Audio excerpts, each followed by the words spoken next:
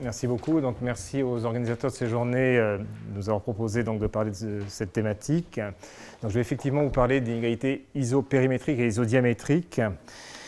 Donc, je parlerai plutôt de l'inégalité isodiamétrique aujourd'hui et de l'inégalité isopérimétrique demain, mais je vais quand même commencer par présenter la problématique de ces inégalités aujourd'hui dans un premier temps. Donc, je vais commencer, donc je vais dire ceci, donc présentation du problème.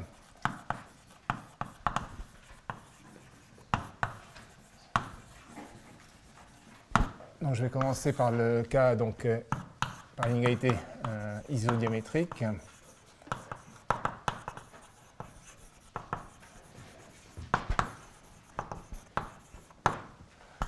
Donc, il s'agit de la question suivante. Donc, vous êtes dans un espace euclidien, disons pour commencer, vous fixez un diamètre et vous demandez donc quels sont, parmi donc, toutes les figures, tous les sous-ensembles, disons, bornés de Rn, si vous voulez, qui ont ce diamètre-là, quel est celui de mesure maximum. Donc, je préciserai ce que ça veut dire. Enfin, disons, on va poser la question sous une forme légèrement vague pour l'instant. Donc, c'est celle-ci. Donc, disons, je vais fixer un diamètre d et disons, alors je vais me placer dans le plan, disons, pour simplifier la question, et donc une R grand A, donc sont positives, et je pose donc cette question-là. Premièrement, donc parmi, disons, alors, pour l'instant, je vais dire ça comme ça, je préciserai ensuite, hein, parmi les domaines du plan de diamètre D, donc quels sont ceux, disons, d'R maximal,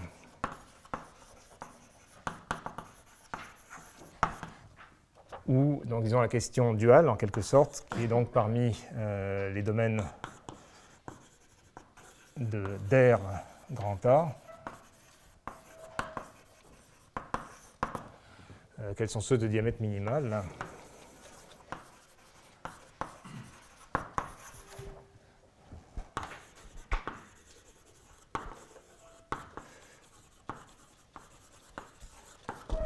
Et donc, ces questions duales qui sont les questions isodiamétriques.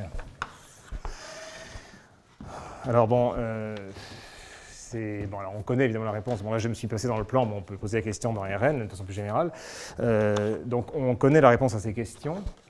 Je donnerai la réponse et donc deux approches de ce problème dans cet exposé. Donc, il y a des cas où il est facile de répondre à la question. Enfin, il y a des cas où il est facile, disons, de comparer l'aire de certains ensembles avec l'aire d'un ensemble fixé qui a ce diamètre-là. Donc, par exemple, si vous regardez, si vous prenez la question 1, par exemple, si vous prenez, en fixant, disons, grand D égale 2, si je prends un diamètre égal à 2, vous voyez que si je prends le disque,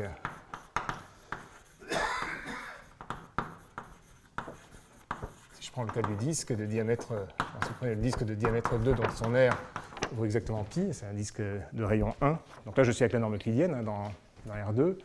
Si vous prenez le cas du carré, donc vous allez trouver exactement 2 cette fois-ci, et donc c'est strictement plus petit que l'aire du disque. D'une façon plus générale, si vous prenez un rectangle, enfin R d'un rectangle, ça va être inférieur à 2, ce sera donc toujours strictement plus petit que pi. Donc, juste pour dire un mot, la difficulté du problème vient du fait que, en général, si vous prenez une figure de diamètre 2, vous ne pouvez pas l'inclure dans un disque de même diamètre. Si vous pensez à un triangle équilatéral, et donc si vous prenez un triangle équilatéral de diamètre 2, alors vous pouvez toujours, bien sûr, l'inscrire dans un certain disque, mais qui n'aura pas le diamètre 2. Donc, un triangle équilatéral de diamètre 2 n'est pas inclus dans un disque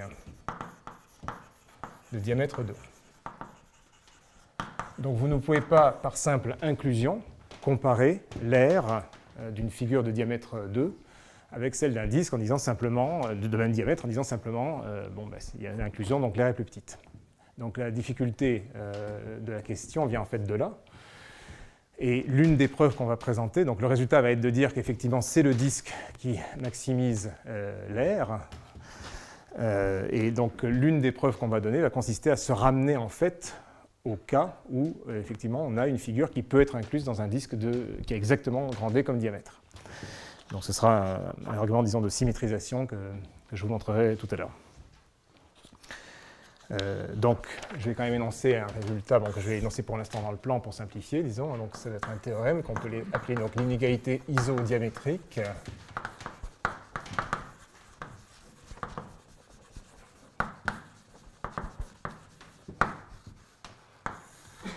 Et qui dit donc, si je reprends la formulation de la question telle qu'elle était là-bas, donc disons que parmi toutes les parties du plan,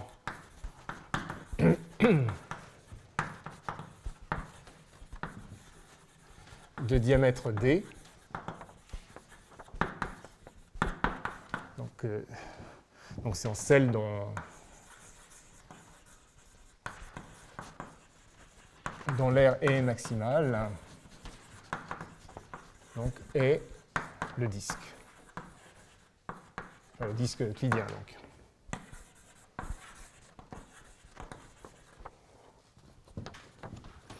Donc, de façon explicite, ça veut dire que si A, disons si grand A est une partie, disons, bornée de R2, vous pouvez dire que donc, l'aire de A, bon, pour l'instant je vais écrire ça comme ça, est inférieure à celle du disque qui a le même diamètre que A, donc qui a le rayon diamètre de A sur 2, et donc qui vaut pi, donc, diamètre de A sur 2 au carré.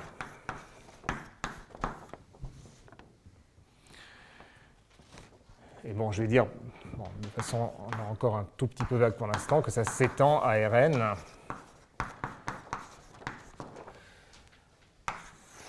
À condition de donner un sens à l'air dans ce cas. Donc je préciserai un petit peu après ce que j'entends par R dans cette situation-là. Donc ça, c'est l'inégalité isodiamétrique dans Rn. Et donc ce sera l'objet essentiellement de ce que je vais raconter aujourd'hui. Donc, avant d'en venir donc, à des idées de preuve de cette inégalité-là, je voudrais quand même donc, dire quelques mots du problème isopérimétrique. Juste pour signaler ce qu'on fera essentiellement demain, je pense.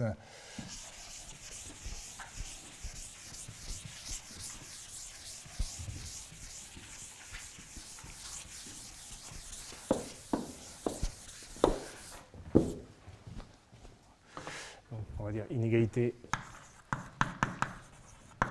isopérimétrique.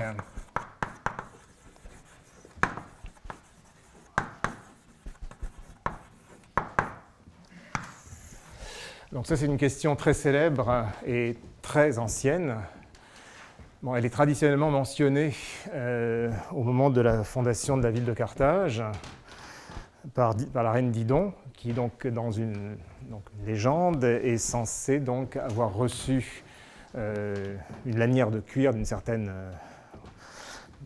longueur et avoir donc cherché à entourer grâce à cette lanière de cuir une zone de terre, disons, d'air maximal, et avoir donc eu l'intuition qu'il fallait en faire un demi-cercle, sachant qu'il y avait une partie de toute façon qui longeait la côte, qui était fixée, qu'il fallait en faire un demi-cercle pour obtenir l'air maximal. Ce qui donc, en quelque sorte, Didon a eu la première intuition de l'inégalité isopérimétrique dans l'espace euclidien. Ensuite, une véritable preuve de l'inégalité isopérimétrique, même dans le plan, n'est arrivée que beaucoup plus tard. Même si l'intuition était déjà là. Donc le problème, je vais le formuler de cette manière-là. Donc un petit peu comme dans le cas précédent. Donc je vais fixer, disons, on va fixer. Alors cette fois-ci, je vais fixer une aire, disons grand A, mais aussi donc un périmètre. Donc, je préciserai ensuite exactement ce qu'on entend par là. Et donc la question que l'on peut formuler, donc là encore de manière légèrement vague, c'est, disons, parmi toutes les figures du plan. Alors je vais dire par exemple de périmètre P. Quelles sont celles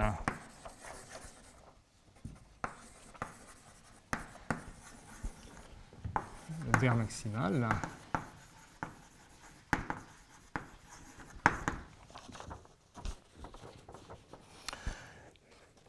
Ou question duale, donc parmi toutes les figures d'air A,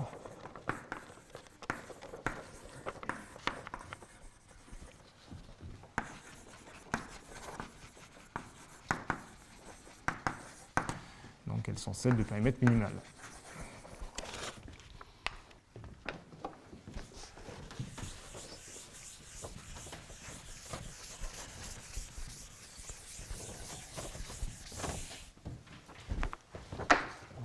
Celle de périmètre minimal.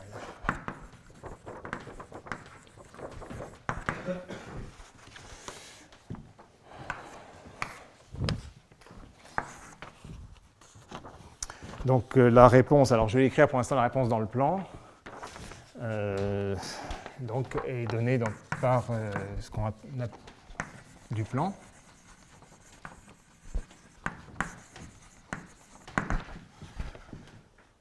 Donc, alors, disons, donc d'air, alors bon, je vais dire pour l'instant ça comme ça, donc d'air A et de périmètre P, bon, il faudra donner un sens précis à tout ça, encore une fois. Hein.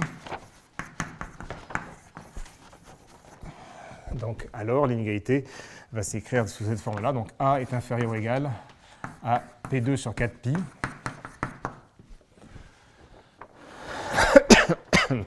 Donc, une autre façon de former cette inégalité, c'est que vous remarquez évidemment que dans le cas du disque, vous avez égalité dans cette inégalité. Et donc, une autre façon de formuler cet énoncé, de dire que donc, parmi toutes les figures du plan, disons, de périmètre P,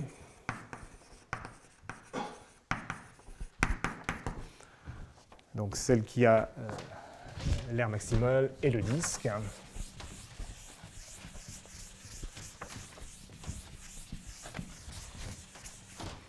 Donc celle d'air maximal donc, et le disque.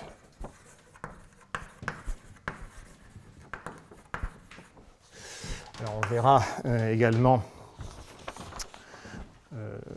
cet énoncé pose évidemment donc, des problèmes de définition de ce que c'est que l'air, de ce que c'est que le périmètre, et il pose aussi donc, la question des preuves. Donc on verra plusieurs approches également de ces énoncés et d'énoncés du même type dans RN, dans l'exposé de demain. Alors pour l'instant, je vais donc plutôt me concentrer sur l'inégalité isodiamétrique. Alors, donc pour indiquer disons, des approches de cette inégalité, je vais d'abord donc préciser ce que veut dire l'air ou ce que veut dire la mesure de l'ensemble qu'on considère. Inégalité isodiamétrique.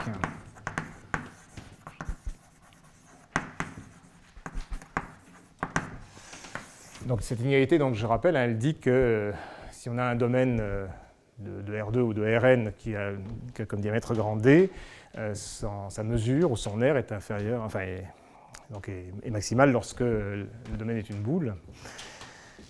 La notion de mesure avec laquelle on va travailler ici, c'est la mesure de Lebesgue dans Rn.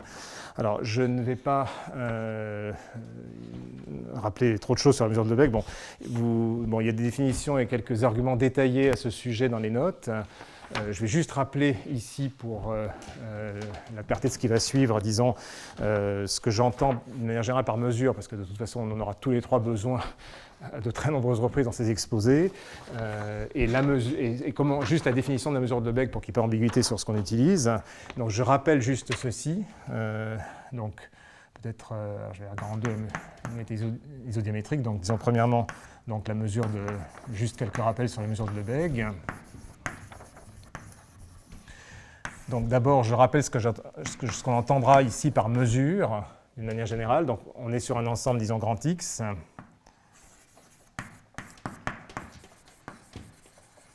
Donc un ensemble quelconque.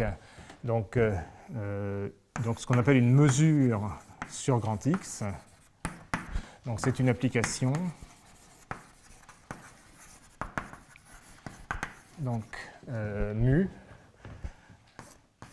qui va donc de l'ensemble de toutes les parties de x à valeur dans 0 ou plus l'infini, peut valoir 0, qui peut valoir plus l'infini en certaines parties, et qui vérifie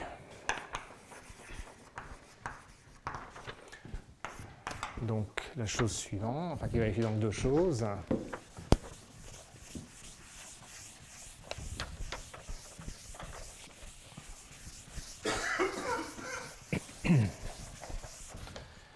Donc ce qu'on va demander à une mesure, donc on va demander deux choses. On va demander d'abord que la mesure de l'ensemble vide soit nulle.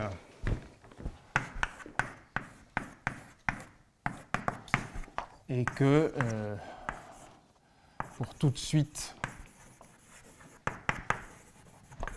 de parties, donc disons AK, pour toute suite de parties de X, donc on va demander à ce que la mesure mu de la réunion des AK, donc pour toute union dénombrable, la mesure de cette union doit être inférieure ou égale à la série des mesures de AK.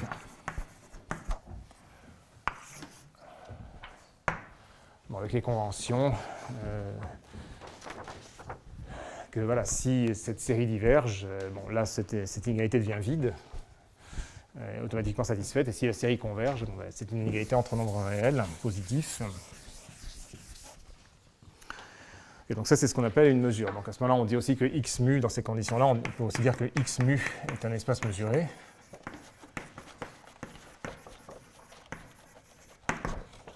Alors, je précise une convention que je prends dans cet exposé, dans ces exposés, c'est qu'une mesure ici est considérée comme définie pour toutes les parties de x. Donc je ne parlerai pas ici de tribus, de choses comme ça. Donc je ne parle pas de cet aspect-là de la théorie de la mesure. Alors il faut simplement bien faire attention au fait que tout ensemble ici n'est pas nécessairement mesurable. Donc, il faut faire une distinction entre, c'est pas parce qu'on définit la mesure de grand A que grand A est automatiquement mesurable. Donc, faire attention à ça. Donc, je voudrais quand même préciser, du coup, parce que ça, j'en aurais tout de même besoin, ce qu'on appelle un ensemble mesurable. Donc, en gros, les ensembles mesurables sont ceux pour lesquels, ici, vous pourrez écrire que mu de l'union des AK sera exactement égal à la série des mu de AK si les AK sont 2 à 2 disjoints.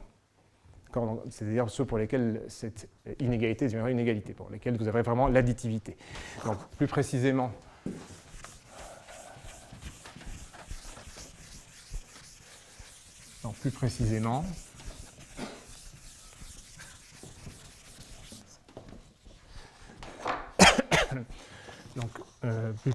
donc, juste je donne ces définitions-là.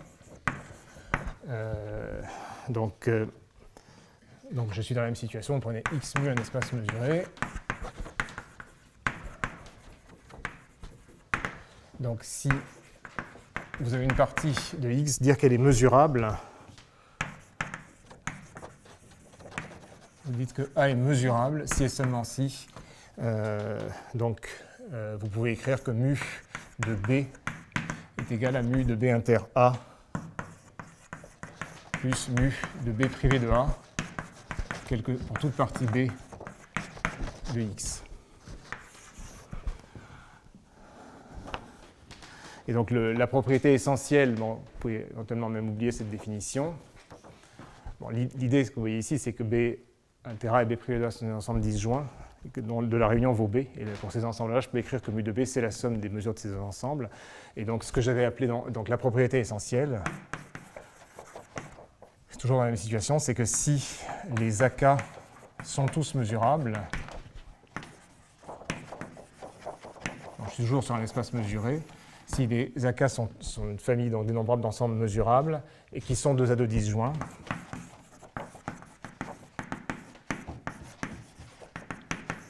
alors vous pouvez écrire ce qu'on imagine pour une mesure, c'est-à-dire que mu de la réunion des AK,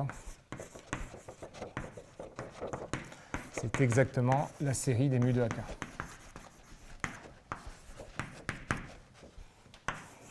Avec là aussi la convention que ça peut valoir plus infini de deux côtés. Et donc ça, c'est tout ce que je veux dire sur les mesures en général. à ce stade. Alors je vais introduire la mesure dont je vais avoir besoin pour la suite de cet exposé de ce matin, qui est la mesure donc, de Lebesgue dans Rn, donc qui est la plus importante, enfin, l'une des plus importantes dans Rn.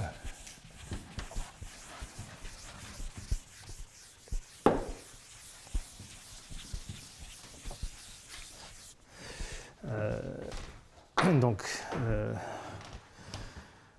définition de la mesure de Lebesgue. Donc d'abord, je précise quand même dans ce qu'on appelle un cube.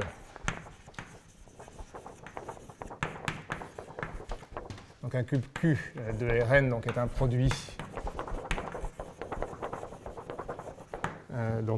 d'intervalle donc de même longueur.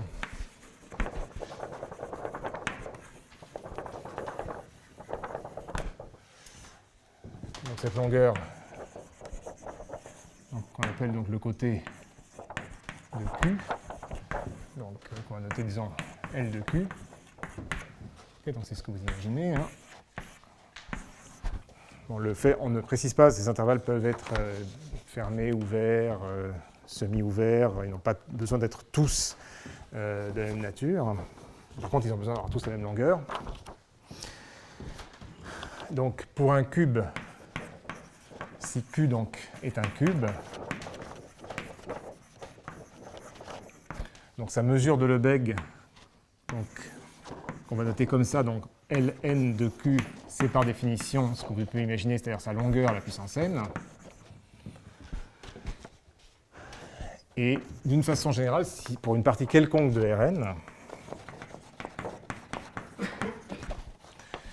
on définit donc sa mesure de Lebesgue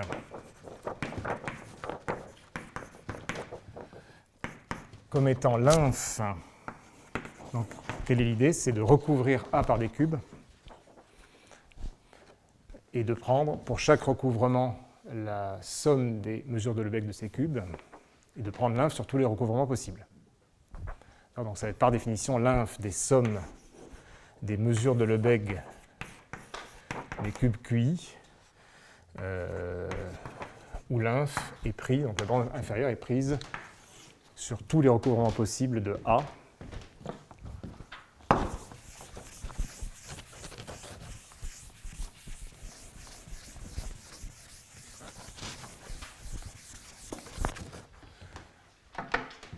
Et donc inf pris sur tout.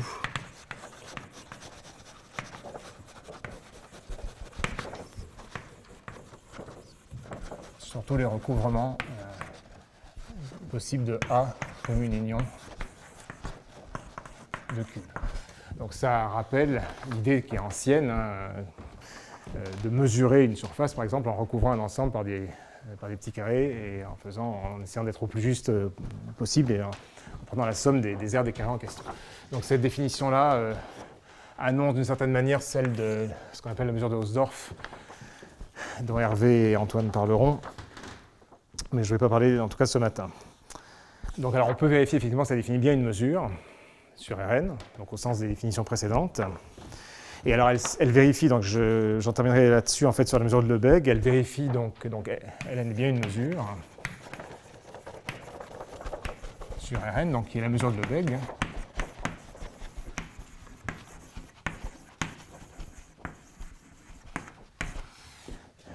Et donc elle vérifie certaines propriétés que j'énonce qui concernent son comportement vis-à-vis des translations ou des rotations, des dilatations dans Rn.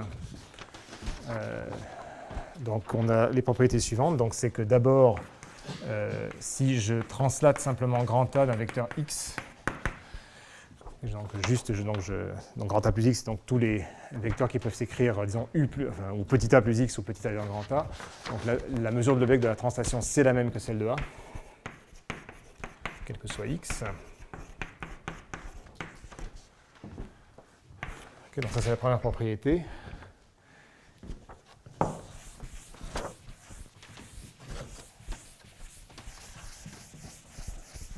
Deuxième chose,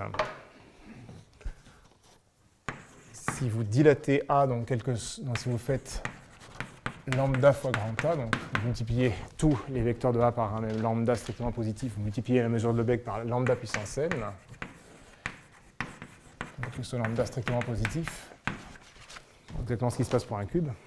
Vous dilatez simplement un cube, vous multipliez son côté par lambda, vous multipliez la mesure par lambda puissance n.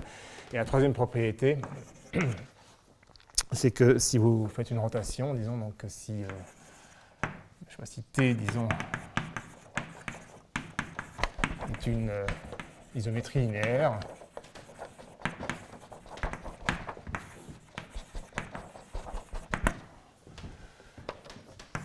si vous faites T de A, vous ne changez pas la mesure de Lebesgue.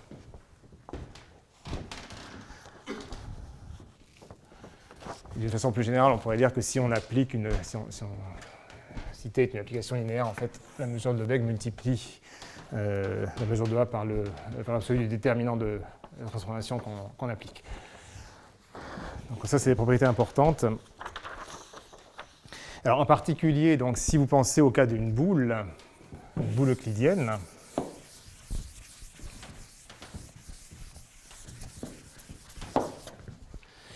donc en particulier, si vous pensez par rapport à la propriété 3, donc en particulier si A est la boule de centre X et de rayon grand R, la mesure de Lebesgue de A, donc c'est la même par exemple que la boule de centre 0 et de rayon R, puisque la mesure de Lebesgue est invariante par translation. Et donc ça, si vous pensez aux dilatations, ça va donc être exactement R puissance n fois la mesure de Lebesgue de la boule de centre 0 et de rayon 1. Donc ça, c'est une quantité qu'on appelle généralement, que je notais en tout cas alpha de n dans la suite, qui dépend que de n. Donc on peut calculer explicitement en utilisant la fonction gamma, etc. Enfin, ça, c'est pas mon propos ici. Mais par contre, cette quantité est importante dans tout ce qui va suivre. On la retrouvera assez souvent. Donc alpha de n, R puissance n.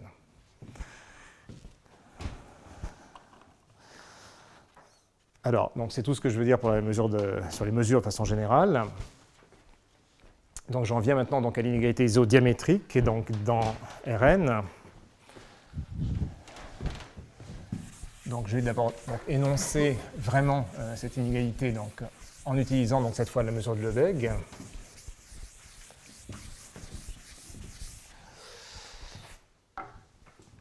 Et donc donner une première approche. Donc première approche, disons, donc, par ce qu'on appelle la symétrisation de Steiner.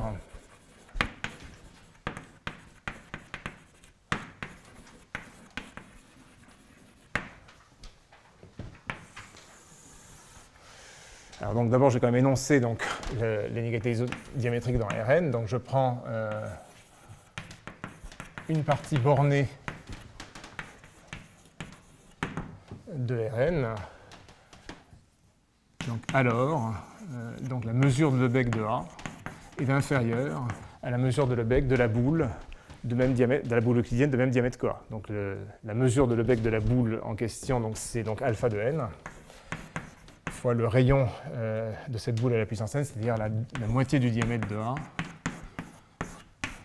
à la puissance n. Donc d de A, c'est le diamètre de A, c'est-à-dire que c'est donc le sup des normes de x moins y pour x et y dans A. Donc je note ici avec une barre simple la norme euclidienne.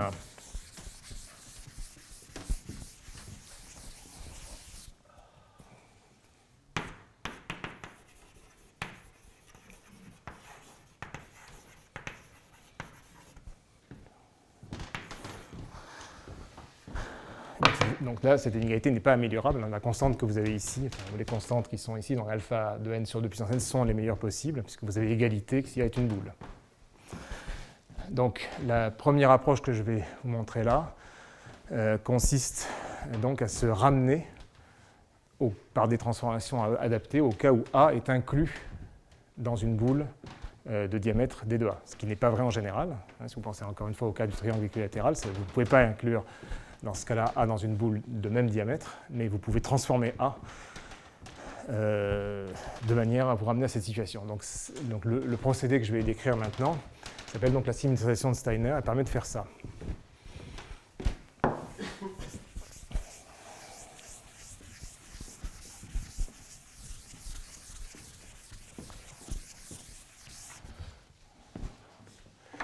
Alors, donc, qu'est-ce que c'est que la symétrisation de Steiner ?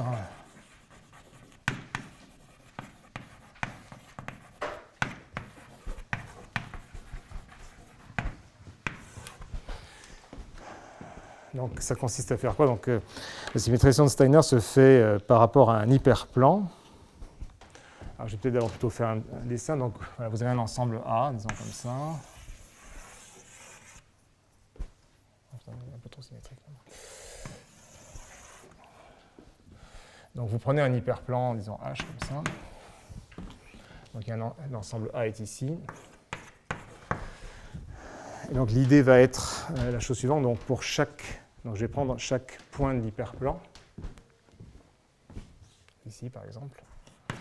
Je prends un point de l'hyperplan et je regarde donc la droite orthogonale de l'hyperplan qui passe par ce point. Et je regarde donc l'intersection avec A. Donc, je suppose que A, c'est tout ce qui est hachuré. Donc, je regarde l'intersection de A avec cette droite. Donc, je regarde ce segment-là, en clair. Je ne suis pas sûr que j'arrive. Je regarde ce segment. Donc, il y a une certaine longueur. Et je remplace ce segment par le segment qui est centré au point qui est ici et qui a la même longueur.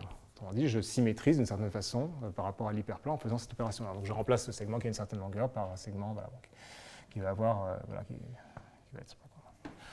Je vais changer de couleur.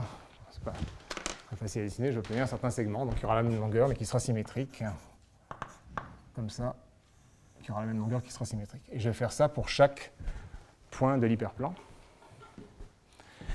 Et donc, je vais obtenir en faisant ça une figure qui sera symétrique par rapport à cet hyperplan, par construction.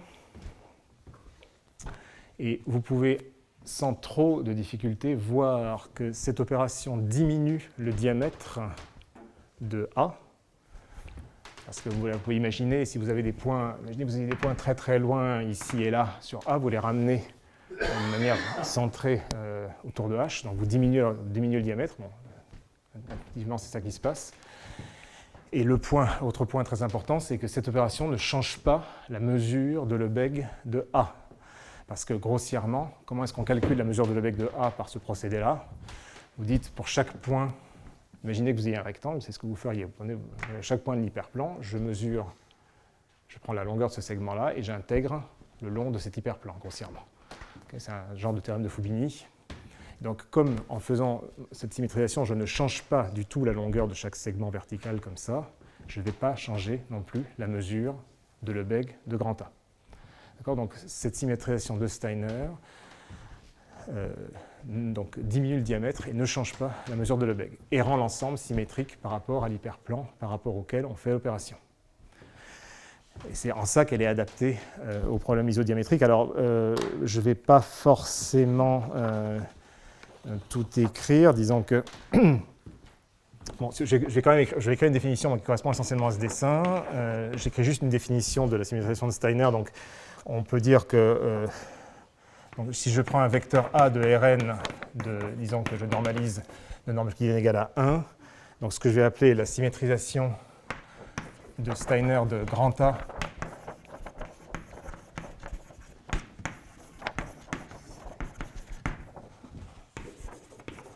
donc par rapport à ce vecteur, c'est donc l'ensemble. Je vais juste écrire cette définition pour quand même avoir écrit quelque chose d'exact. Enfin, ce n'est pas autre chose que la construction que je vous ai racontée en agitant les mains. Donc, c'est l'ensemble que je peux noter S indice petit a de grand A.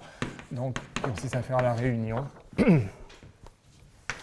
des points, donc on va appeler B plus TA, donc où T est plus petit. Donc, on paramètre ce segment en fait sous la forme B plus TA, où T varie entre plus ou moins donc, la moitié de la longueur, c'est-à-dire la mesure de Lebesgue L1 de A intersecté avec la droite, disons, que je peux noter L1 de B, pour les B qui sont dans l'hyperplan, disons, PA et qui rencontrent grand A, disons. S'ils ne rencontrent pas grand A, il n'y a rien à faire. Donc L à B, donc c'est la droite B plus TA.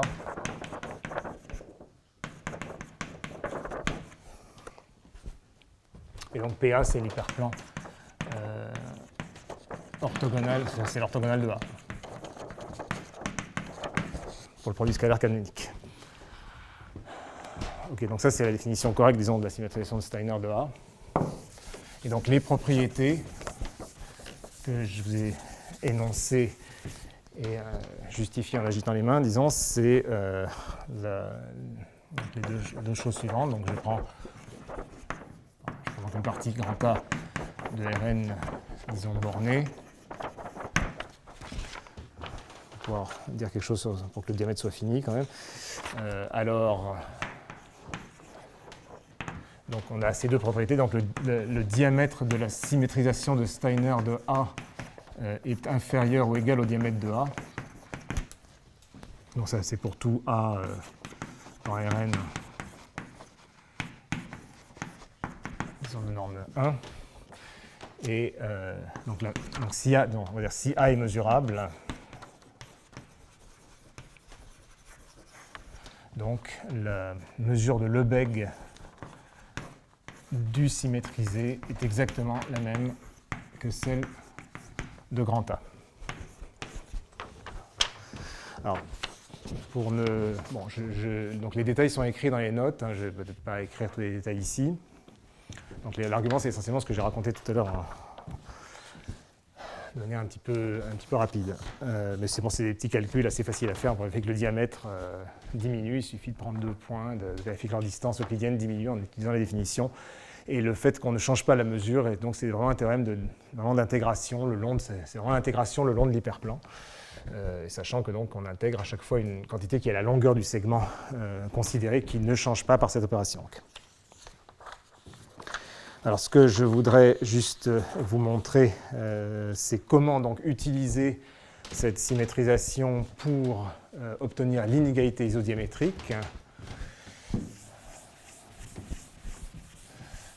Donc pour peut-être simplifier juste mes notations ici, je vais me contenter de le faire dans le plan, mais l'argument marcherait exactement de la même manière en dimension n. Donc qu'est-ce que je fais maintenant avec mon ensemble A? Donc preuve de l'inégalité isodiamétrique.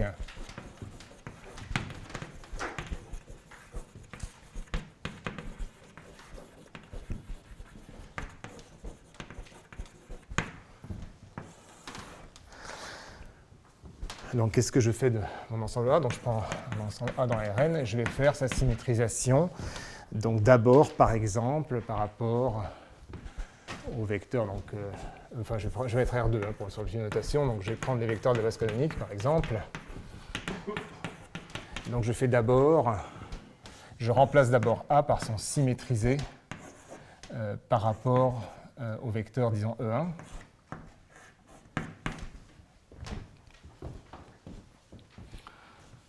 Alors, donc j'obtiens, donc, en faisant cette opération, donc, je diminue le diamètre de grand A, je ne change pas sa mesure de Lebesgue, et j'obtiens un ensemble qui est symétrique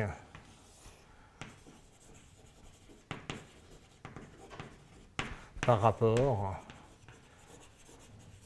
à disons ce qu'on peut noter PE1, qui est donc l'hyperplan orthogonal à E1. Et ensuite, je recommence l'opération à partir cette fois-ci de cet ensemble-là, mais cette fois-ci par rapport au vecteur E2. Donc je fais SE2, 2SE1. Donc faisant à nouveau cette symétrisation, à nouveau je diminue le diamètre, je ne change toujours pas la mesure de Lebesgue de l'ensemble, et cette fois-ci je le rends aussi symétrique par rapport, cette fois-ci, donc aux deux, donc par rapport à PE1 et PE2. Donc qu'est-ce que j'ai gagné à faire ça? C'est que l'ensemble obtenu, cette fois-ci, est symétrique par rapport à l'origine. Le fait qu'il soit symétrique à la fois, enfin P qui sont ici des droites, hein, je suis dans le plan, donc mon ensemble il est symétrique à la fois par rapport à ces deux droites, donc il est symétrique par rapport à l'origine. Et c'est ça que j'ai gagné, enfin, outre le fait que j'ai diminué le diamètre et pas changé la mesure, parce que maintenant, l'ensemble que vous avez obtenu, donc je vais appeler A étoile, disons. Qu'est-ce qui se passe pour A étoile? Il se passe la chose suivante, c'est que maintenant A étoile donc, est symétrique par rapport à 0.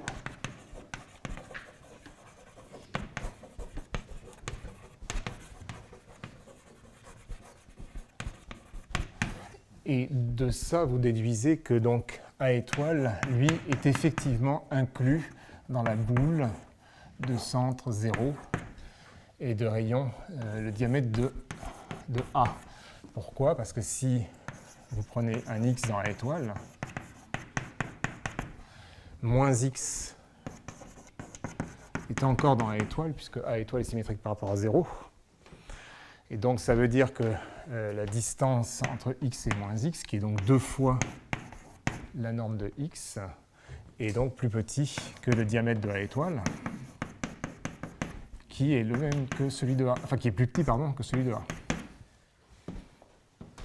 Donc ça veut dire effectivement que quel que soit x dans A étoile, sa norme euclidienne est plus petite qu'un demi du diamètre de A. Ah, j'ai oublié le 1,5, pardon, excusez-moi. Merci. Voilà, donc c'est ça qu'on obtient.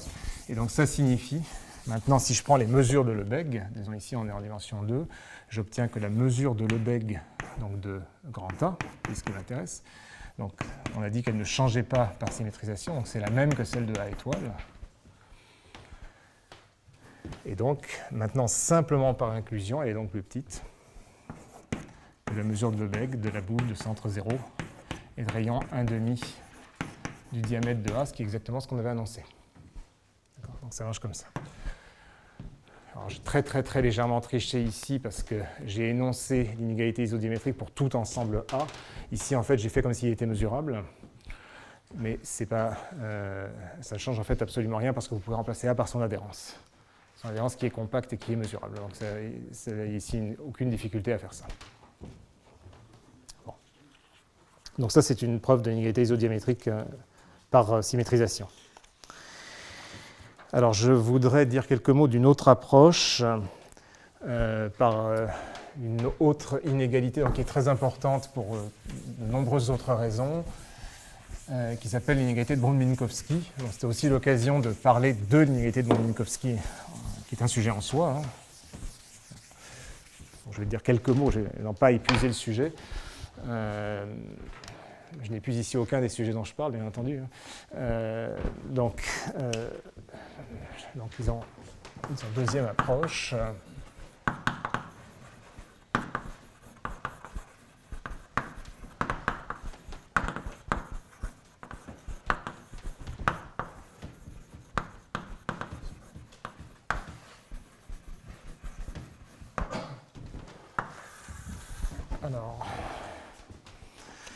Alors, qu'est-ce que c'est que l'inégalité de Brod-Minkowski? D'abord, c'est une inégalité donc, qui concerne la mesure de Lebesgue et qui porte sur ce qu'on appelle habituellement la somme de Minkowski de deux ensembles. Donc la somme des Minkowski, c'est tout simplement leur somme au sens suivant. Donc si vous avez deux parties de Rn, vous définissez donc A plus B tout simplement comme étant l'ensemble des x de Rn tel qu'il existe donc A dans grand A et B dans grand B, tel que x égale A plus B. C'est tout vecteur que vous pouvez réaliser comme la somme de deux vecteurs de A et de B. Alors, ce que dit donc l'inégalité de Brod-Minkowski, en proposition, donc c'est de dire, donc je prends A et B dans Rn, donc disons non vide et mesurable pour la mesure de Lebesgue. Alors bon, je vais dire que je suppose que A plus B est lui-même mesurable. Ce qui n'est pas le cas en général. Vous trouverez en appendice des notes une construction, disons, un argument montrant que ce n'est pas toujours le cas, qui utilise l'axiome qui utilise disons, l'existence d'une base pour n'importe quel espace vectoriel. Bon, bref, peu importe, ici, donc on suppose A plus B mesurable, alors, ce que dit l'inégalité de Brun-Minkowski,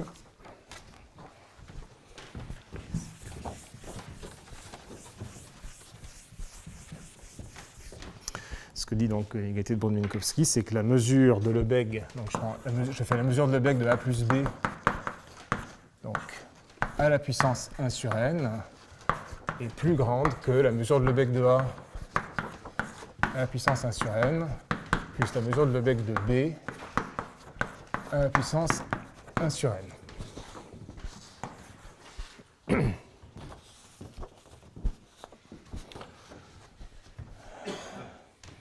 Donc cette inégalité, donc qui est une sorte d'inégalité de concavité en fait, a une version fonctionnelle que je vais présenter de manière parallèle, parce que c'est presque la même chose d'une certaine façon, enfin, écrite un peu différemment. Donc ça s'appelle l'inégalité, donc ça s'appelle l'inégalité de Brun-Minkowski.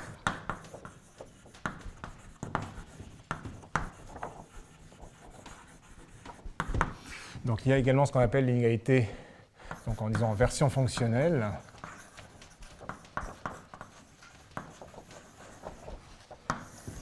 C'est ce qu'on appelle l'inégalité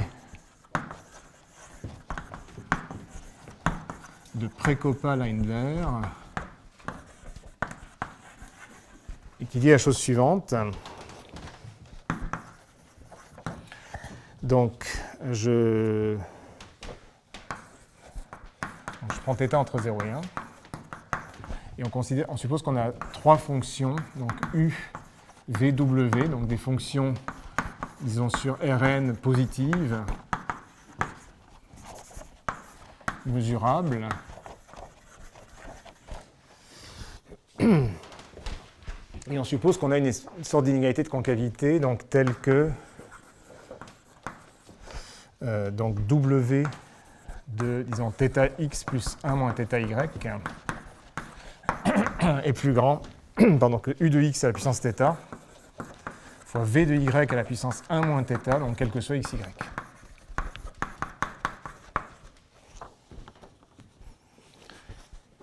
Donc, ce que dit alors l'inégalité de Prekopa-Leindler porte sur les intégrales de ces fonctions.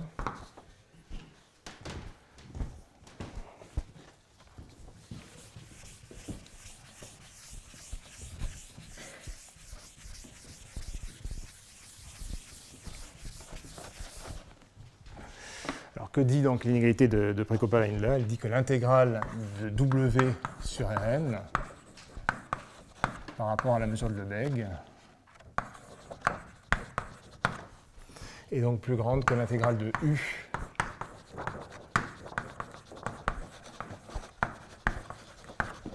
puissance θ fois l'intégrale de V de Y, donc à la puissance 1 moins θ.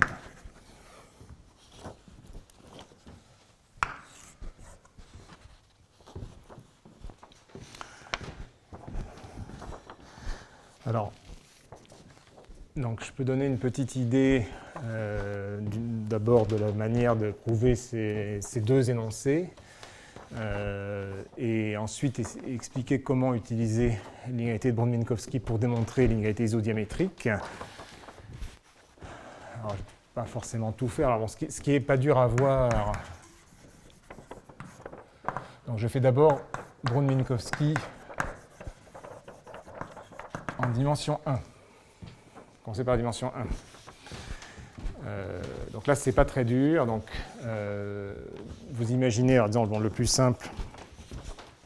Bon, alors, il suffit de le faire. Bon, je ne vais pas forcément détailler pourquoi c'est expliqué dans les notes. Bon, il suffit de le faire quand A et B sont compacts.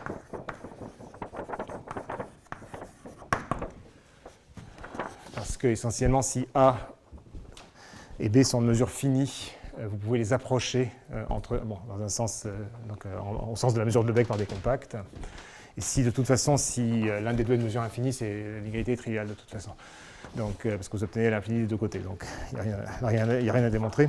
Donc, vous pouvez vous ramener au quoi compact. Alors, à cause de l'invariance par translation de la mesure de Lebesgue et du fait que donc, le fait de translater A ou B translate simplement leur somme, du coup, là, vous pouvez supposer que, par exemple, que le sup de A est égal à l'inf de B égal à 0, par exemple.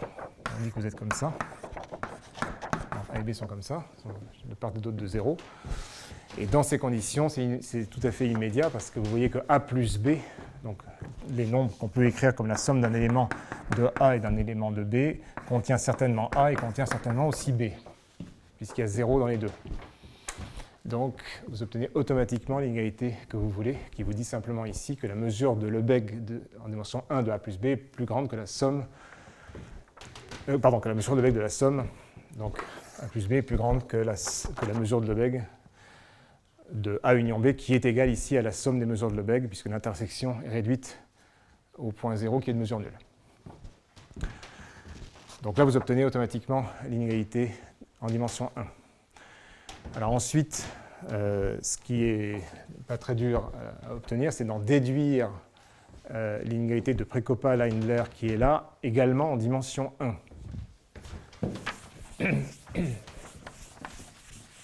Donc dans R.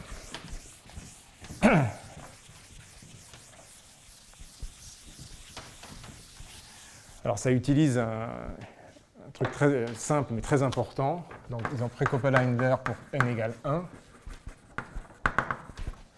Donc ça utilise donc un principe. Ça utilise un principe qui porte plusieurs noms. Donc je vais écrire comme ça. Je vais écrire en dimension n, mais je l'utiliserai ici en dimension 1. D'une manière générale, quand vous avez une fonction positive, disons mesurable, quand vous l'intégrez par rapport à la mesure de Lebesgue, vous pouvez calculer cette intégrale en utilisant uniquement les mesures des ensembles de niveaux de f, c'est-à-dire que vous pouvez dire que donc, je prends f positive, mesurable, ça c'est l'intégrale de 0 à plus l'infini, donc je regarde la mesure de l'ensemble, n dimensionnel, de l'ensemble des x dans Rn, où f est strictement plus grande que lambda, et j'intègre par rapport à lambda. Pour tous les ensembles de niveaux. Bon, ça s'appelle, dans les vrais livres de théorie géométrique de la mesure, ça s'appelle le principe de Cavalieri. Ça s'appelle aussi parfois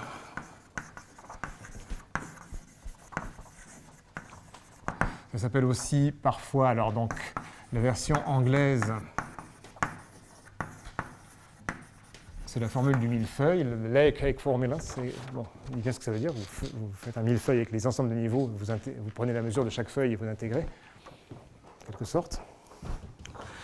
Bref, donc ça c'est facile à démontrer, c'est juste Fubini. Vous écrivez que ça c'est l'intégrale d'une certaine fonction indicatrice sur Rn, et vous avez une double intégrale, vous permettez les intégrations, tout est positif et ça marche. Bon, vous utilisez un tout petit peu de théorie de l'intégrale de Lebesgue, ça ne présente absolument aucune difficulté. On peut de façon plus générale ici écrire l'intégrale de f à une certaine puissance. Si vous écrivez l'intégrale de f puissance p, vous avez la même formule avec p. Ici vous avez l'intégrale de p lambda puissance p moins 1 fois cette mesure.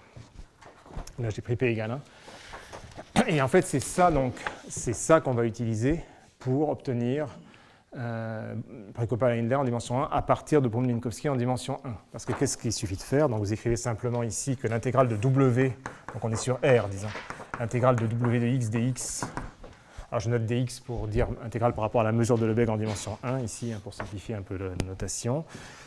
Donc ça, vous savez que c'est, alors vous pouvez dire que c'est plus grand, disons, par exemple, que l'intégrale de 0 à 1 de la mesure de l'ensemble des x où W est plus grande que t. dt.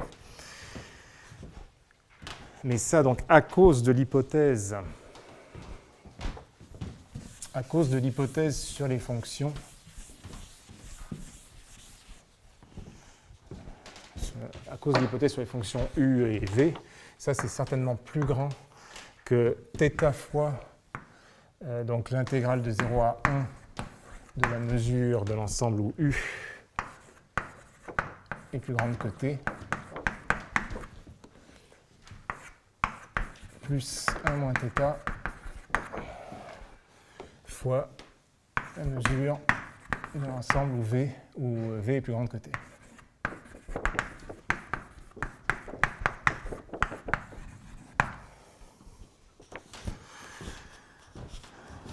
Et ensuite de ça, donc là vous récupérez exactement θ fois l'intégrale de u. Là je me suis ramené en fait au cas où u et v sont comprises entre 0 et 1. Bon, je n'ai pas dit c'est écrit dans les notes, bon, je me suis ramené au cas où u et v sont comprises entre 0 et 1. Et vous obtenez ça, x de x plus 1 moins θ, intégrale de v de x de x. Donc j'en mets sur R. Et donc ensuite, c'est l'inégalité arithmético-géométrique qui vous donne exactement l'intégrale de u de x à la puissance θ, l'intégrale de v à la puissance 1 moins θ.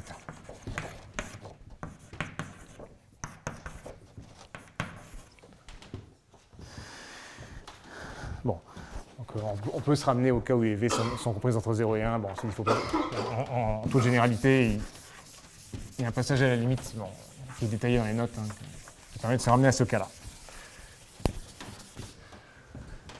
Alors ensuite, bon, je ne vais pas tout écrire, mais donc ça c'est la deuxième étape. Ensuite, vous pouvez démontrer Prekopa-Leindler pour tout n à partir de sa version en dimension 1, par récurrence sur la dimension.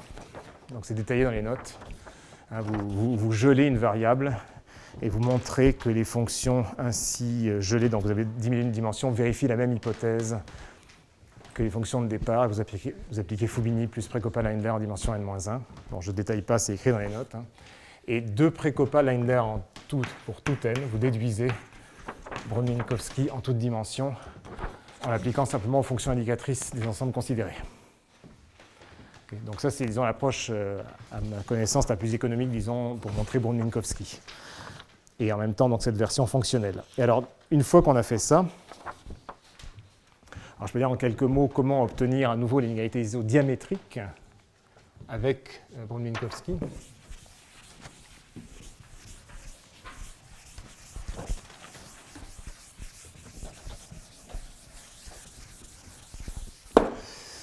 Donc l'inégalité, donc preuve de l'inégalité isodiamétrique à nouveau.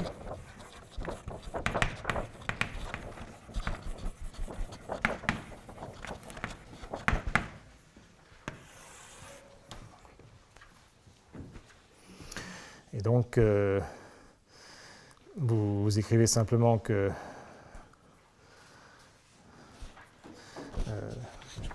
donc, vous écrivez la chose suivante. Donc, on peut supposer, vous pouvez supposer, donc simplement par dilatation, on peut supposer que donc, je prends A dans Rn. Donc, comme tout à l'heure, je peux supposer qu'il est compact.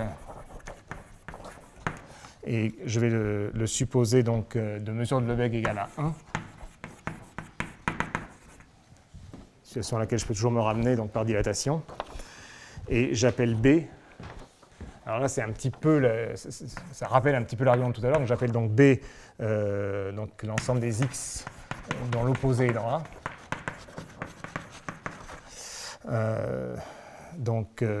Et j'applique Brod-Minkowski aux ensembles 1 demi de A, 1 demi de B. Donc la mesure de Lebesgue de 1 demi de A plus 1 demi de B, donc à la puissance 1 sur n, est donc plus grande que la mesure de Lebesgue de 1 demi de A à la puissance 1 sur n, plus la mesure de Lebesgue de 1 demi de B à la puissance 1 sur n. Mais ces mesures de Lebesgue sont les mêmes, les deux mesures de Lebesgue là sont les mêmes, et donc ce que vous obtenez simplement, c'est que la mesure de Lebesgue de 1 demi de A plus 1 demi de B est plus grande que la mesure de Lebesgue de A, qui est aussi celle de B, qui valent 1. Et par ailleurs, il est facile de vérifier que le diamètre de 1,5 de A plus 1,5 de B est plus petit que le diamètre de A.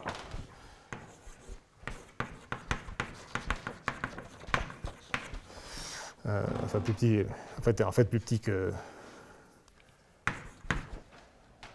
1.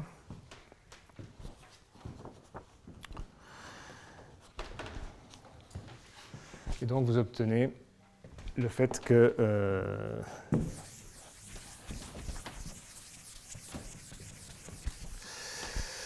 et donc vous obtenez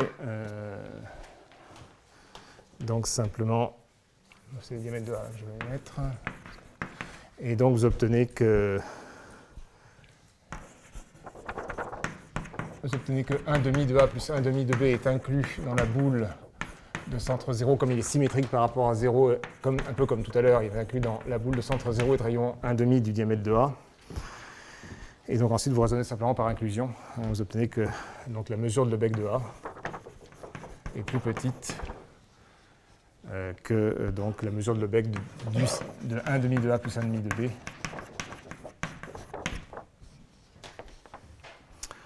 B. Qui est donc plus petite elle-même que la mesure de Lebesgue de la boule de centre 0 et de rayon 1,5 de D de A. Donc, ce qui redonne une égalité quand A est compact, et ensuite on peut se ramener à ce cas-là. Donc, alors ça dépend du temps qui me reste, que j'évalue à quelques minutes peut-être. Je vais prendre 5 minutes. Bon. Alors peut-être en 5 minutes, je veux signaler quelques développements de ces questions. Alors là, je vais être beaucoup plus allusif. Alors il y a donc au moins deux problèmes, disons, liés à l'isodiamétrie que je voudrais mentionner ici, donc ils sont davantage détaillés dans les notes.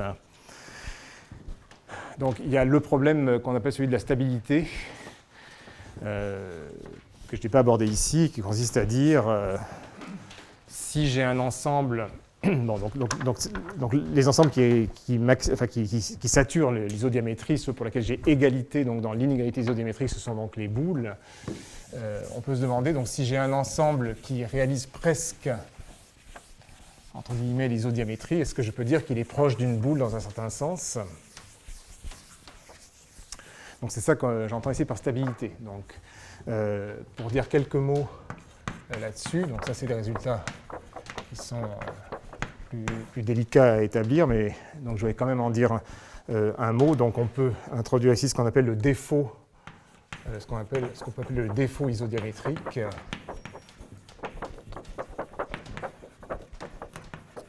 Donc le défaut isodiamétrique, c'est cette quantité qu'on appelle, donc, pour noter delta de grand E, donc si je prends E une partie de Rn bornée, ce qu'on peut appeler son défaut isodiamétrique, c'est donc cette quantité qui mesure l'écart à l'inégalité isopérimétrique, donc c'est le diamètre sur 2 à la puissance n fois alpha de n, donc disons normalisé en divisant par la mesure de Lebesgue, moins 1. Donc, je pense que la mesure de Lebesgue est strictement positive. Et donc j'appelle comme ça le défaut isodiamétrique. Et alors à ce moment-là, donc un résultat qu'on peut citer,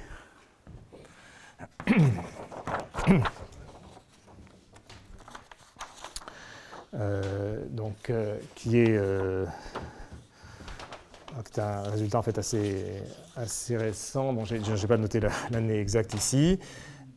C'est que donc vous pouvez écrire, vous pouvez donner une minoration donc, de cette quantité. Donc il existe une constante C de n, telle que donc, pour tout ensemble, disons, alors on va dire de diamètre 2 pour normaliser.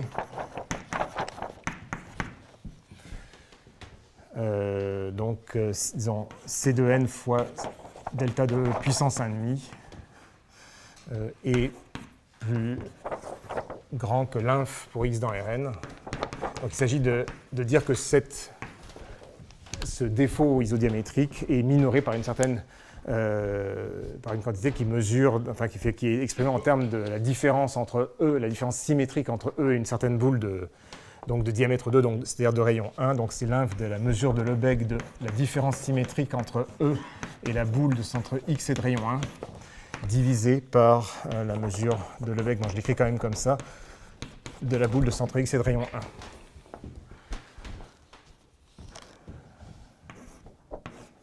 En particulier, si ce défaut isodiamétrique vaut 0, c'est-à-dire si vous avez vraiment égalité dans l'inégalité isodiamétrique, vous voyez que donc cet 1 vaut 0.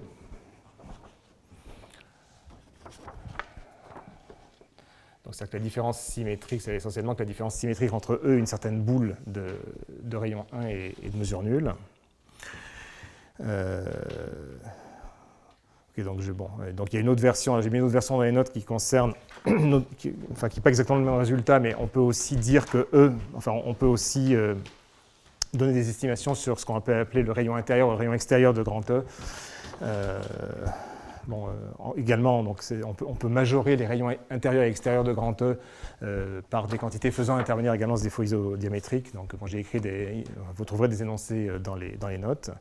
Et puis, alors, ce que je peux signaler, alors sans avoir vraiment le temps de dire grand-chose là-dessus, c'est que donc il y a d'autres situations géométriques, donc non euclidiennes cette fois, qui ne sont pas celles de Rn, avec la métrique euclidienne usuelle, dans lesquelles les questions d'isodiamétrie ont été regardées. Donc il y a un exemple très important dont je n'ai pas vraiment le temps de parler, donc peut-être je pourrais en reparler un peu plus demain s'il y a un peu plus de temps, c'est ce qu'on appelle le groupe de Heisenberg.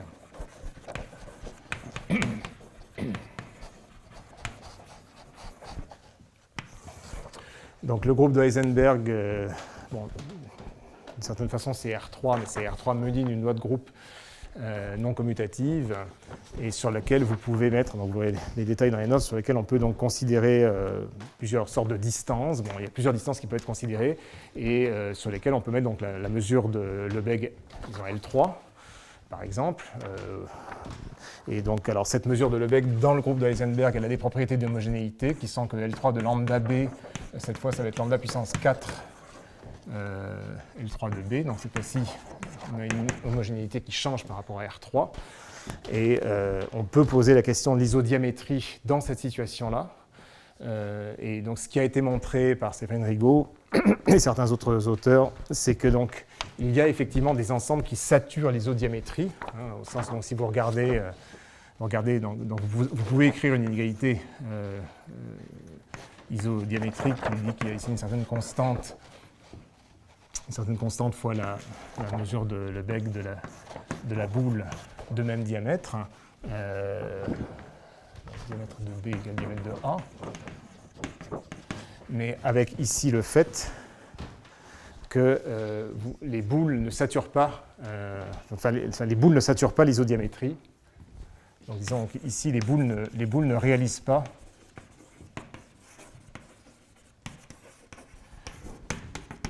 l'isodiamétrie. Pour aucune notion de métrique raisonnable, les boules ne saturent jamais l'isodiamétrie dans cette situation-là. Il y a des ensembles isodiamétriques sur lesquels on peut donner un certain nombre de propriétés géométriques, mais ce ne sont pas les boules qui réalisent l'isodiamétrie. Donc c'est une situation qui est tout à fait différente de ce qui se passe dans le cas euclidien. Voilà, je pense que je vais m'arrêter là pour ce matin. Merci beaucoup.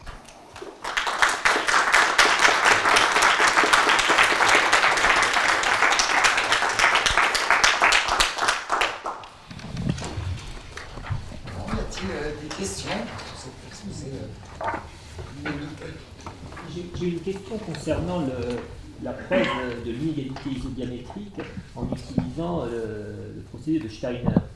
Quand on prend la suite itérée par symétrisation, là vous l'avez fait dans le cas n égale 2, donc c'est très facile de voir. En fait, l'argument principal, c'est que le dernier terme de la suite est symétrique par rapport à l'origine.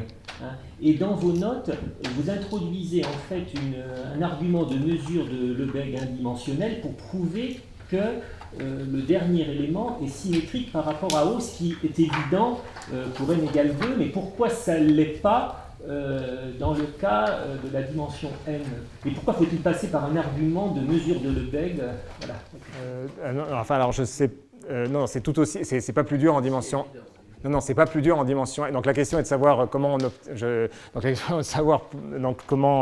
écrire donc l'argument que j'ai écrit en dimension 2 juste pour des questions de notation avec l'argument de symétrisation de Steiner, comment l'écrire en dimension n. Donc c'est exactement pareil.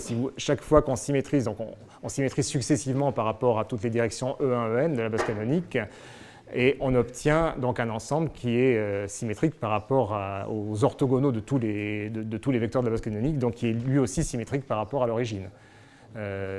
Alors j'ai peut-être écrit, j'ai peut-être écrit un truc confus dans mes notes, ce qui est tout à fait possible. Alors, j'ai pas du tout besoin d'argument de mesure pour dire ça. C'est juste dire que la symétrie par rapport à 0 s'obtient en composant les différentes symétries les unes après les autres. Donc ça ne change absolument rien. J'ai juste écrit ça pour ne pas multiplier mes notations au tableau, mais ça ne change absolument rien.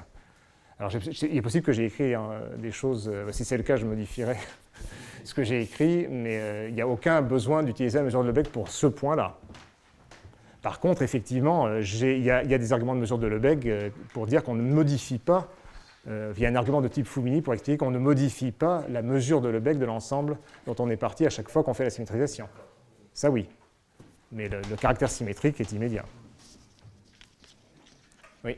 Est-ce qu'il est clair que lorsqu'on symétrise la deuxième fois, on préserve la première symétrie? Oui. Ça, on peut le vérifier effectivement sur les définitions. Oui. Alors, effectivement, oui. Effectivement, quand on part d'un ensemble qui est déjà symétrique par rapport au premier hyperplan, par exemple, effectivement, on préserve effectivement cette symétrie. Ça se voit sur la définition du symétrique de Steiner. Oui. C'est là que vous utilisez justement l'argument de mesure de Lebesgue. Justement, j'avais un doute. Je me dis, est-ce que c'est si évident que ça ou... Alors bon, j'avoue que je ne sais plus exactement quel argument j'ai écrit, donc je vérifierai si mon argument est optimal ou pas, ou si j'ai peut-être pas besoin. Je ne comprends pas bien justement l'argument proposé dans vos notes, c'est pour ça. D'accord, bon, mais bon, je vais relire d'abord, je préfère, avant de vous répondre, je préfère relire ce que j'ai écrit, on peut en reparler. J'ai peut-être écrit un truc trop compliqué, effectivement, c'est possible. Oui. Quels sont les cas d'égalité de Minkowski? En toute généralité, je ne sais pas, c'est... Alors, il y a des spécialistes qui savent mieux que moi dans la salle. Je crois que quand A et B sont convexes, je crois que les cas d'égalité sont atteints lorsque A et B sont homothétiques, si je me rappelle bien. Je ne voudrais pas m'avancer plus que ça pour ne pas dire de bêtises. Et une autre question peut-être. Il faut voir Minkowski, c'est un truc de transport. Donc, on amène A vers B, on suit les géodésiques, on s'arrête de tenter. Et on regarde la mesure de l'ensemble intermédiaire et on compare avec les deux extrémités. Donc évidemment, si c'est des boules, ça va marcher. Je vais faire des translations. Et je pense que pour les convexes... Ah oui, non, je suis sûr que ça marche pour les convexes. Je suis sûr que ce que je dis est correct pour les convexes. Et alors ma vraie question, c'est est-ce qu'on a un résultat de stabilité? Est-ce que je peux regarder, parce que faire la mesure de A plus B, mettons, plus petite que la mesure de racine énième de 1, plus 1 plus epsilon, je suis à celle de B, est-ce qu'on sait décrire A et B? Je me semble avoir vu des trucs comme ça, mais je ne veux pas m'avancer non plus que ça. La stabilité que tu as montré là, c'est un truc très récent. Enfin, très récent, je ne sais pas, c'est les années... Il y a une référence là, c'est les années 2010, aux alentours de 2010, je crois. Mais... Ah non, c'est pas les... Non, c'est assez récent, effectivement. De toute façon, d'une manière générale, l'intérêt pour les questions de stabilité dans toutes ces inégalités isopérimétriques et isodiamétriques et reliées est assez récent. Enfin, isopérimétrique, c'est pas tout à fait vrai. Isopérimétrique, il y a des choses plus anciennes, mais disons que entre guillemets, les bons résultats qui font intervenir ce genre de quantités ou des quantités analogues pour l'isopérimétrie sont assez récents. Alors pour Brond-Minkowski, je dois avouer que je ne sais pas exactement. Il me semble qu'il y a aussi des résultats de stabilité, mais bon, c'est à vérifier. Bon. Oui. Les résultats, une fois qu'on a fait les deux symétrisations de Steiner, est-ce qu'on a des résultats sur la topologie de l'ensemble à la fin? Il est homomorphe à une boule ou enfin un disque? Forcément, je ne pense pas. Il est symétrique, et à part sa symétrie, je vois mal ce que je peux dire de plus. Si je suis parti d'un ensemble quelconque, je pense... Convexe, il n'y a rien à prouver. Si tu n'es pas convexe... Est-ce qu'il est simplement connexe, par exemple, ce genre de choses? Je ne pense pas qu'on puisse dire grand-chose non, je ne pense pas qu'on puisse dire grand-chose de topologique en général sur ce qu'on obtient. Si on part d'ensembles très généraux... On ne peut rien dire, puisque si tu pars d'un truc symétrique au départ, il le reste. Oui, tout à fait. Donc, oui, mais s'il n'était pas simplement connexe, il peut devenir simplement connexe après. Ça peut arriver, oui, il peut le devenir. Oui, il peut, oui. Mais après, de résultats généraux, de résultats topologiques, d'énoncés topologiques généraux, je ne vois pas trop ce qu'on peut dire de très pertinent.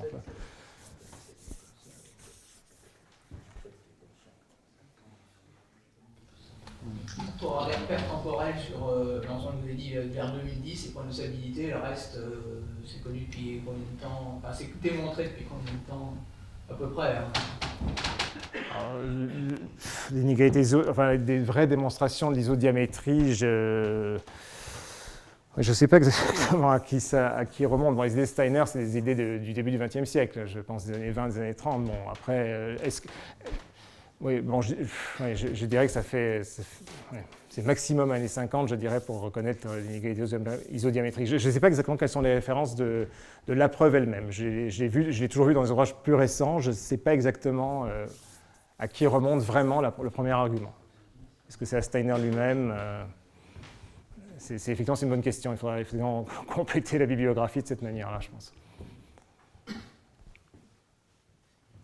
Oui. L'isodiamétrie dans le cas du groupe d'Heisenberg, quels sont les domaines à quoi ressemblent les domaines qui réalisent le cas d'égalité? Parce qu'il y a une direction privilégiée dans ça. Je ne sais pas si on sait exactement à quoi il ressemble. Il y a des résultats de Séverine Rigaud, Leonardi et je ne sais plus, un troisième auteur qui doivent donner des propriétés d'invariance par certaines symétries, si je me rappelle bien. Non? Il me semble qu'il y a des trucs comme ça, mais je ne sais plus exactement. Que ce soit pour l'isodiamétrie ou l'isopérimétrie, on ne sait pas du tout à quoi ça. Enfin, il y a des conjectures, mais c'est complètement ouvert. Enfin, il y a quand même certaines descriptions. Propriétés géométriques. Oui, alors il n'y a pas de description exacte, il n'y a pas de description explicite de l'ensemble. Effectivement, il y a. Alors, je ne sais plus si c'est en supposant que l'ensemble a certaines symétries qu'on obtient des propriétés supplémentaires ou si l'ensemble a automatiquement certaines symétries, je ne sais plus exactement. Si tu supposes que tu as des symétries par rapport à ta x, y et t, c'est la mauvaise. Si tu as une symétrie par rapport à t, je crois que c'est connu. La difficulté, c'est de montrer que c'est symétrique par rapport à t, et donc c'est une conjecture de Ponceau. Mais ça, c'est pour l'isopérimétrie, ça. Mais pour l'isodiamétrie, il y a des résultats, de description. Il y a des descriptions, disons, qui donnent certaines propriétés de symétrie. Et il y a aussi, je crois, des propriétés de régularité lipschitzienne du bord, si je me rappelle bien, dans un papier de Rigaud, Leonardi et un troisième auteur dont le nom m'échappe. Les domaines vérifiant le cas d'égalité. Oui, les domaines qui saturent l'isodiamétrie. Oui. Il y a certaines propriétés, mais de description complète, effectivement, la description complète n'est pas connue. Pas plus, effectivement, que dans l'isopérimétrie, ça j'en reparlerai un tout petit peu demain, effectivement, il y a le même problème. Oui. Pourquoi est-ce qu'on s'intéresse au groupe de Heisenberg?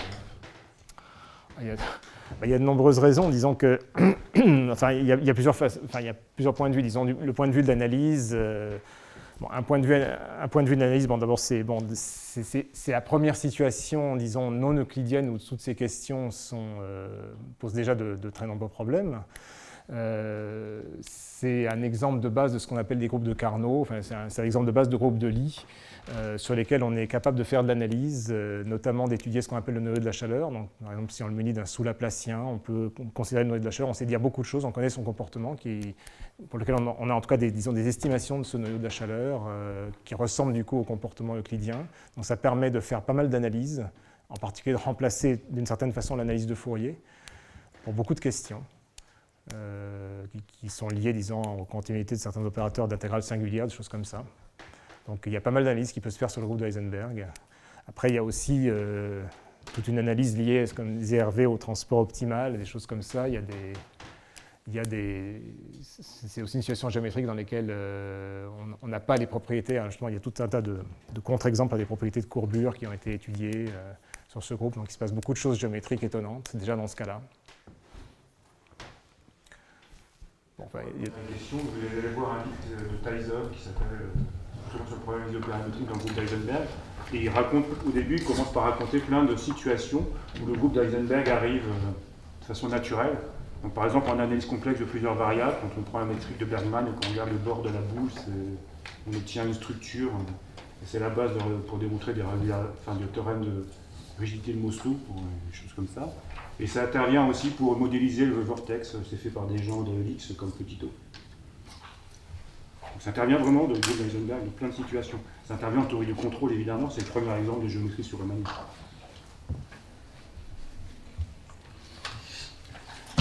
Question. questions qui sont étudiées sur géométrie hyperbolique Je n'ai pas compris. Est-ce que c'est des questions qui sont étudiées en géométrie hyperbolique? Alors, enfin, l'isodiamétrie, je ne sais pas. La question, disons, d'isopérimétrie dont je parlerai demain a été étudiée dans beaucoup de contextes non euclidiens et dans beaucoup de types de variétés riemanniennes, effectivement. Donc ça, je dirais un mot là-dessus, peut-être demain si j'ai le temps, parce que c'est aussi connecté aux questions de la chaleur que je viens de mentionner à l'instant. Donc effectivement, en tout cas, l'isopérimétrie, oui. L'isopérimétrie est très très importante. L'isodiamétrie, j'avoue que je ne crois pas avoir vu de référence à ce sujet en dehors du groupe de Heisenberg ou de groupes de ce type-là, disons le groupe de Carnot, de certains types de groupes de Lie.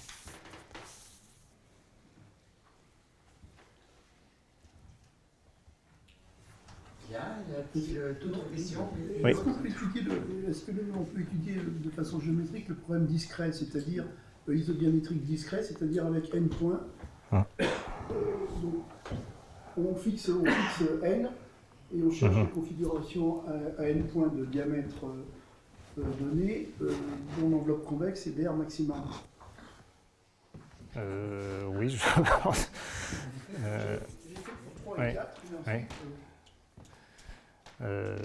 Oui, je sais pas. Je sais pas. Je sais pas répondre à cette question. Je sais pas si c'est Evian-X. Je sais pas si ça a été fait. Oui, ça mérite réflexion. Je sais pas exactement. Effectivement, mais c'est une question. Effectivement, on pourrait se poser de manière un peu plus générale aussi la question. Parce que là, le de Steiner ne semble pas bien fonctionner. Parce que si vous partez d'un truc à n point, quand vous le rapetissez, ça donne 2 n point, ça risque de donner davantage de Oui, enfin, ça pose, disons, alors je ne sais pas répondre à cette question en disant ça pose la question éventuellement de ce qui pourrait se passer dans des géométries discrètes, par exemple sur des graphes, sur des ensembles de sommets, on pourrait poser ce genre de questions.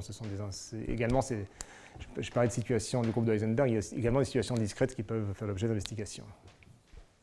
Mais c'est à mon avis encore une autre question, effectivement. Mais c'est une question tout à fait pertinente aussi.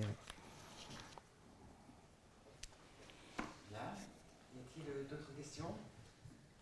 Je propose qu'on remercie Manuel. Merci.